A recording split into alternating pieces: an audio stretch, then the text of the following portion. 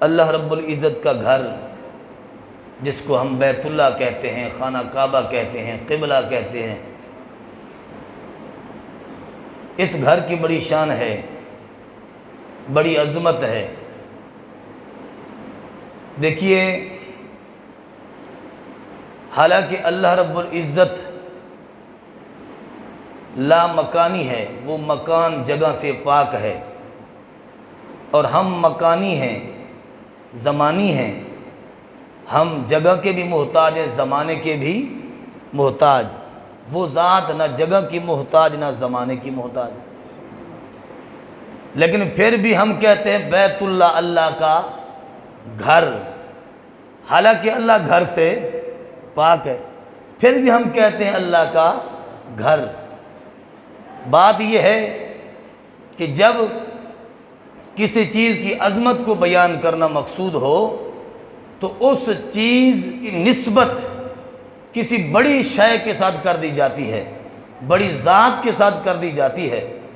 جس طرح کہ حضرت صالح علیہ السلام کی اونٹنی جو تھی، اس کو ناقۃ اللہ کہا گیا، اللہ کی اونٹنی، اس وجہ سے کہا گیا کہ کیونکہ اس اونٹنی کی بڑی شان تھی، بڑی عظمت تھی، کہ وہ اونٹنی دو پہاڑ پھٹے درمیان سے نکلی، اس کو ناقۃ اللہ کہا گیا، یعنی اس اونٹنی کی عظمت کو بیان کرنے کے لیے اس کی نسبت اللہ کی طرف کر دی گئی۔ اسی طرح خانہ کعبہ جو ہے، جس کو ہم بیت اللہ، اللہ کا گھر کہتے ہیں، اس گھر کی عظمت اور شان کو بیان کرنا مقصود ہے کہ لوگوں اس کو عام نہ سمجھنا، یہ گھر وہ گھر ہے جس پر ہر لمحہ میں رب کے کروڑوں اربوں خربوں انوار تجلیات کی بارش ہوتی رہتی ہے۔ ویسے اللہ گھر سے پاک ہے، جگہ سے پاک ہے۔ اب یہاں پر جو ایت پاک میں نے آپ حضرات کے سامنے تلاوت کی ہے، اس کے حوالے سے میں کچھ شان نزول عرض کرنا چاہوں گا۔ دیکھیے، اللہ رب العزت قرآن مجید اور فرقان حمید کے ارشاد فرماتا ہے، ان اول بیت وضع للناس للذی ببکۃ مبارکہ، فرمایا کہ بے شک اس دنیا میں سب سے پہلا گھر وہ ہے جو شہر مکہ میں ہے۔ للذی ببکہ، بکہ سے مراد مکہ ہے، فرمایا جو مکہ میں گھر ہے اللہ کا، یہ سب سے پہلا اس کائنات میں گھر ہے، اس گھر سے پہلے کوئی گھر نہیں تھا۔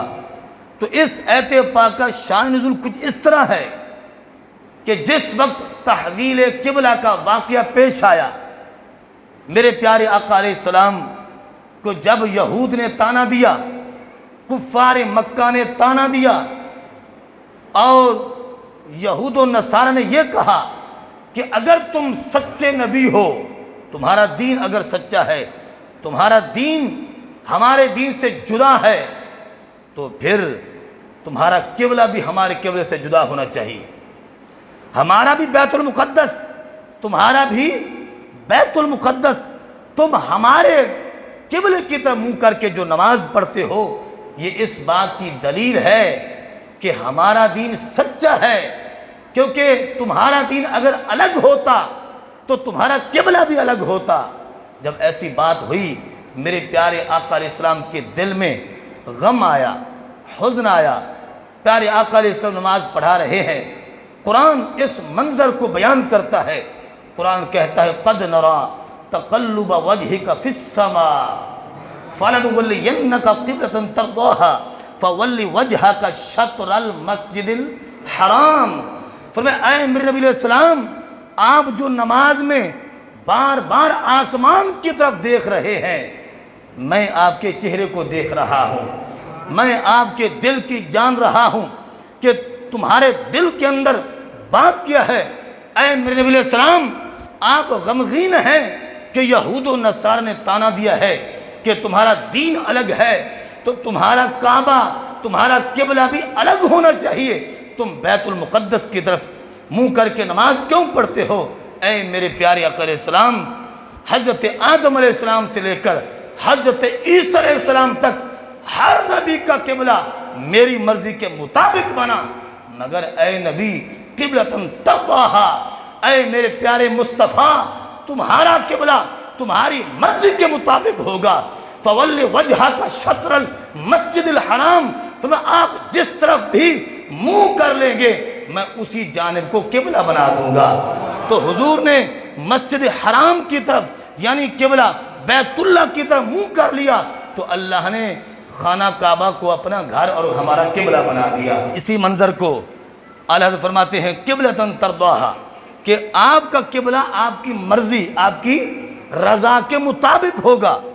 تو پتہ چلا کہ خدا کی رضا چاہتے ہیں دو عالم ہیں، ہم نماز پڑھنے کے لیے بیٹھے ہیں تو اس وجہ سے کہ اے اللہ تو راضی ہو جا، ہم نماز پڑھتے ہیں، ہم روزہ رکھتے ہیں، ہم حج ادا کرتے ہیں، ہم قرآن کی تلاوت کرتے ہیں، ہم سخاوتیں کرتے ہیں، ہم غربا اور یتامہ کے ساتھ تعاون کرتے ہیں، ہم قربانی کا جانور خریدتے ہیں پھر ذبح کرتے ہیں۔ مقصد کیا ہوتا ہے؟ اے اللہ تو راضی ہو جا، مگر خدا مصطفیٰ کی رضا چاہتا ہے، اے میرے مصطفیٰ تو راضی ہو جا۔ خدا کی رضا چاہتے ہیں دو عالم، خدا چاہتا ہے رضا محمد صلی اللہ علیہ وسلم۔ تو میں عرض کر رہا ہوں کہ جس وقت انہوں نے تانا دیا تو تحویل قبلہ کا واقعہ جب پیش آیا انہوں نے کہا کہ یہ کیسے ہو سکتا ہے کہ یہ خانہ کعبہ تمہارا قبلہ بن جائے، حالانکہ بیت المقدس تو اس سے پہلے بنا ہے۔ انہوں نے کہا بیت المقدس اس سے پہلے بنا ہے، اے مسلمانوں تمہارا یہ قبلہ کیسے ہو سکتا ہے؟ بیت المقدس پہلا قبلہ ہے اور پہلے اس زمین پر بنایا گیا ہے اور خانہ کعبہ بعد میں بنایا گیا ہے، تو لہذا جو پہلے بنایا گیا ہے وہی افضل ہے، وہی اقدم ہے، اسی کو قبلہ ماننا چاہیے۔ تم نے اپنا قبلہ کیوں بنا لیا؟ پہلے اور بات پھر اور بات۔ تو جب انہوں نے یہ بات کی کہ اس کائنات میں سب سے پہلے بیت المقدس بنا، رب نے قرآن نازل کر دیا۔ اللہ نے فرمایا ان اول بیت وضع للناس للذی ببکۃ مبارکہ، فرمایا یاد رکھو پہلے بیت المقدس نہیں بنایا گیا، اس کائنات میں سب سے پہلے جو گھر بنایا گیا ہے وہ شہر مکہ میں موجود ہے۔ اللہ اکبر، اور برکت والا ہے، اور کیا ہے؟ برکت والا۔ اچھا یہ جو تعمیر خانہ کعبہ تھی یہ کب ہوئی؟ کتنے سال پہلے؟ بیت المقدس مسجد اقصی اور مسجد حرام کی تعمیر کے درمیان 40 سال کا فاصلہ ہے۔ کتنا؟ یعنی بیت المقدس 40 سال بعد بنا اور مسجد حرام خانہ کعبہ جو ہمارا قبلہ ہے اب، فرمایا یہ 40 سال پہلے بنا اور وہ بعد میں بنا، اتنا فاصلہ ہے۔ اور بنا کیسے؟ فرمایا بنا ایسے کہ اس کائنات میں سب سے پہلے پانی ہی پانی تھا، زمین نہیں تھی، پہاڑ نہیں تھے، درخت نہیں تھے، جمادات نباتات انسانیت نام کی کوئی چیز نہ تھی، ہر طرف پانی کی حکمرانی تھی، پانی کی طغیانی تھی، پانی ہی پانی تھا۔ تو اللہ رب العزت چاہا کہ میں زمین بناؤں، فرمایا کہ رب تعالیٰ نے سب سے پہلے جہاں خانہ کعبہ ہے اس جگہ ایک جھاگ پیدا کی اور پھر اس جھاگ کو چاروں طرف پھیلا دیا، مشرق کی طرف، مغرب کی طرف، شمال کی طرف، جنوب کی طرف جھاگ پھیل گئی، اور پھر اللہ نے اس جھاگ کو زمین میں بدل دیا۔ فرمایا زمین سے پہلے رب کا عرش جو ہے وہ بھی پانی پر تھا۔ قرآن کہتا ہے وَكَانَ عَرْشُهُ عَلَى الْمَاءِ، کہ رب کا جو عرش ہے یہ پانی پر تھا، یعنی زمین بننے سے پہلے رب کا عرش بھی نیچے تھا، اور پھر جب زمین بنی تو رب اپنا عرش اوپر لے گیا۔ اب اللہ نے زمین پیدا کرنے کے بعد انسان نہیں ہے، چرند پرند نہیں ہے، کوئی چیز بھی نہیں ہے، زمین بن گئی ہے، تو اللہ نے اپنی بندگی کے لیے کیا کیا؟ 2 قسم کے فرشتے پیدا کیے۔ یہ میں اپنی طرف سے بات نہیں کر رہا، تفسیر ساوی جلالین کی تفسیر ہے، وضاحت ہے، جلالین بھی تفسیر ہے اور یہ اس کی مزید شرح ہے، تو اس کے اندر موجود ہے اللہ نے 2 قسم کے فرشتے اپنی بندگی کے لیے پیدا کیے۔ ایک قسم آسمانی فرشتوں کی تھی اور ایک قسم زمینی فرشتوں کی تھی۔ آسمان کے جو فرشتے تھے ان کے لیے اللہ نے طواف کے لیے، عبادت کے لیے بیت المعمور بنایا۔ کیا بنایا؟ بیت المعمور، جو فرشتوں کا قبلہ ہے۔ فرمایا وہ وہاں آسمانوں پر بیت المعمور کا طواف کرتے اور رب کی بارگاہ میں عبادت کرتے، اور جو زمینی فرشتے تھے ان کے دل میں اشتیاق پیدا ہوا۔ انہوں نے کہا اے اللہ، وہ بھی فرشتے ہیں، ہم بھی فرشتے ہیں، ان کے طواف کے لیے تو نے بیت المعمور بنا دیا ہے، اور وہ وہاں خوشی سے طواف کرتے ہیں، تیری بندگی عبادت کرتے ہیں، اور ہم زمینی فرشتے اس چیز سے محروم ہیں۔ اے اللہ، زمین پر بھی اپنا گھر بنا۔ تو اللہ نے حکم دیا بعین ہی، بالکل بیت المعمور کے سامنے میرا گھر تعمیر کیا جائے۔ تو فرشتوں نے فرمایا کہ جنت کے موتیوں سے، چمکدار موتیوں سے فرشتوں نے رب کا گھر تعمیر کیا۔ اتنا صاف اور شفاف تھا کہ اندر طواف کرنے والا، بیٹھا ہوا دیکھنے والا باہر والے کو دیکھ لیتا تھا، باہر والا اندر والے کو دیکھ لیتا، اتنا شیشے کتنا صاف اور چمکدار تھا۔ تو بڑا عرصہ فرشتے طواف کرتے رہے، عبادت کرتے رہے۔ پھر اس کے بعد حضرت آدم علیہ السلام کا زمانہ آیا۔ اللہ نے حکم دیا کہ اے میرے پاک پیغمبر، میرا گھر تعمیر کرو۔ تو حضرت آدم علیہ السلام نے رب کا گھر تعمیر کیا، اور پتہ ہے کتنی مرتبہ سفر کیا ہندوستان سے۔ حضرت آدم علیہ السلام نے ہندوستان سے خانہ کعبہ کا 40 مرتبہ سفر فرمایا، اور پھر پیدل۔ کیا؟ پیدل۔ اور اللہ نے یہ طاقت بخشی کہ یعنی جہاں آپ قدم رکھتے تھے تو درمیان میں 3 دن 3 راتوں کی مسافت ہوتی تھی۔ اتنا بڑا قدم اللہ نے پاور دی تھی، ان کا یہ معجزہ ہے۔ اور فرمایا پھر جہاں جہاں آپ کے قدم لگے وہاں شہر اور قصبے آباد ہوئے۔ سمجھے گی نہیں ہے؟ یہ نبی کے قدم کی برکت ہے۔ یہ جہاں جہاں شہر ہے یہاں حضرت آدم علیہ السلام کے قدم لگے ہیں، اور یہ جو کھجوریں ہیں یہ عرب کا تحفہ ہے۔ حضور کے صحابہ جہاں سے گزرے عرب کے تحفے کھاتے گئے، اور کھجوریں ان کی گٹھلیاں جو ہے وہ بوتے گئے، اور ہمیں ہندوستان میں بھی کھجوروں کا تحفہ مل گیا۔ سمجھے گی نہیں ہے؟ تو یہ تحفے ہیں، اور یہ شہر جو آباد ہوئے حضرت آدم علیہ السلام کی برکت، ان کے قدموں کی برکت ہے۔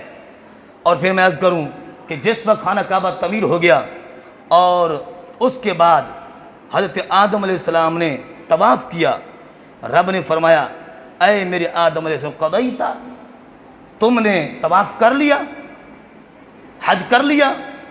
عرض کیا نعم یا رب، ہاں میرے مولا میں نے حج کر لیا ہے، طواف کر لیا ہے۔ پھر فَاسْأَلْ حَاجَتَكَ تُعْطَى، ہن مانگ، جڑی چیز مانگے گا تینوں مل جائے گی۔ اب مانگیں، جو مانگیں گے وہ مل جائے گا۔ تو حضرت آدم علیہ السلام کیا دعا مانگی؟ حاجتی ان تغفر لی ذنبی و ذنب والدی، اے میرے اللہ میری حاجت یہ ہے کہ تو مجھے معاف فرما اور میری اولاد کو معاف فرما۔ تو اللہ پاک نے فرمایا اے آدم علیہ السلام، آپ کو تو میں نے معاف کر دیا پہلے ہی۔ وہ آپ کو پتہ نا کہ آپ کی توبہ کیسے قبول ہوئی؟ حضور کے صدقے سے، حضور کے، وہ تو آپ جانتے ہیں۔ اللہ پاک آپ کو تو میں نے پہلے ہی معاف کر دیا، باقی رہی آپ کی اولاد۔ فمن عرفنی، جس نے مجھے پہچانا، اور وآمن بی، جو مجھ پر ایمان لے آیا، وصدق رسلی وکتابی، جس نے میرے رسولوں کی تصدیق کی اور میری کتابوں پر ایمان لے آیا، تصدیق کی، غفرنا لہ ذنبہ، میں آپ کی اولاد کے گناہوں کو بھی معاف فرما دوں گا۔ اور پھر ایک روایت میں یوں آتا ہے، عرض کیا مولا، ہر مزدور کی مزدوری ہوتی ہے، تو میں نے تیرے گھر کو بنایا، تعمیر کیا، اور بڑے بڑے وزنی پتھروں سے تعمیر کیا۔ اور حدیث پاک میں آتا ہے کہ 30 بندے اگر مل کر اس پتھر کو اٹھائیں تو نہیں اٹھا سکتے، اتنے وزنی پتھروں سے اللہ پاک نے فرشتوں کو بھیجا مدد کے لیے۔ تو حضرت آدم علیہ السلام کے ساتھ فرشتوں نے مل کر تعمیر کرائی، اور آپ معمار ہوئے۔ جب آپ نے مکمل تعمیر کر لیا، عرض کیا مولا جو شخص بھی مزدوری کرتا ہے ہر مزدور کی مزدوری اس کا اجر ہوتا ہے، فما اجری میرا اجر کیا ہے؟